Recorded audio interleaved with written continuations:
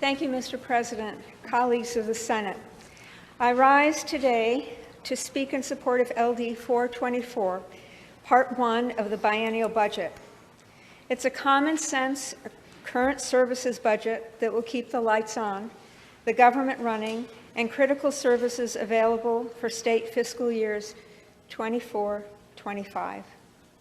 Before I delve into the contents of this targeted common sense proposal, I want to take a step back to talk a little about this two-part approach to the biennial budget and where we go from here. Until about 17 years ago, a two-part approach to the state budget was considered the norm in Augusta.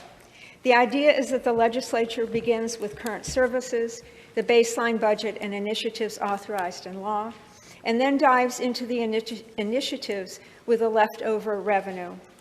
At times, this approach has garnered strong bipartisan support. It's not a radical idea. We do a continuing services budget to provide predictability and stability to providers and municipalities who are in the process of putting together budgets for their own town services and schools. The continuing services budget is about keeping our promise to those who depend upon state funding to balance their budgets. Taking a two-step approach to the biennial budget ensures that the state pays its bills and fulfills its obligations to the people of Maine. I think of it like a family budget where you first take care of the family's necessities, like food, mortgage payments, car payments. And if you have additional money when you're done paying for the family necessities and basics, you can think about new spending, which is the second part of the budget. The Appropriations Committee worked well together up until the final vote last Friday. We voted in more than 250 lines unanimously in the budget before you. Many of the funded items in this budget were initiatives that were voted into law in the 130th legislative session with a bipartisan two-thirds vote.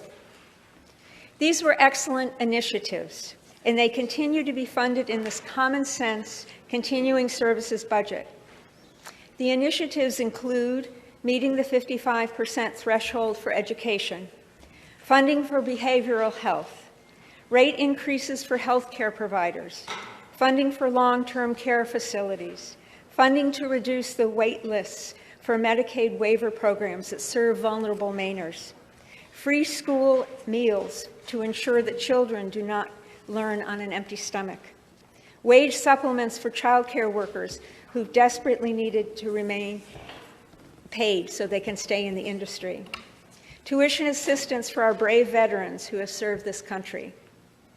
At the end of the day, this common sense continuing services budget is about keeping the lights on and ensuring that there won't be a government shutdown on July 1st. Having lived through a government shutdown and having witnessed how it impacts the people of Maine, as well as small businesses and communities of this state, I believe a shutdown should be avoided at all costs. Taking the risk of a government shutdown should be taken off the table.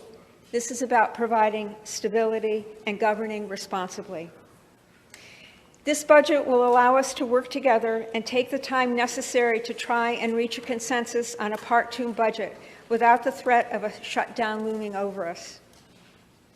In closing, I want to thank the senators who serve on the Legislature's Appropriation Committee, the senator from Cumberland, Senator Duson, and the senator from Oxford, Senator Bennett, who bring everything they have to the committee's work. Both advocate for their respective caucuses' values and priorities with clarity and passion. I have great respect for them both. I also want to thank our AFA colleagues in the other chamber, Republicans and Democrats, as well as the committee's principal analyst, Maureen Dawson, the incredible nonpartisan professional staff in the Office of Fiscal and Program Review, and the Revisor's Office. These are extraordinarily talented and dedicated public servants. The work we do in this body for the people of the state would not be possible without them. With that, I hope you will join me in voting for Part 1 of the biennial budget.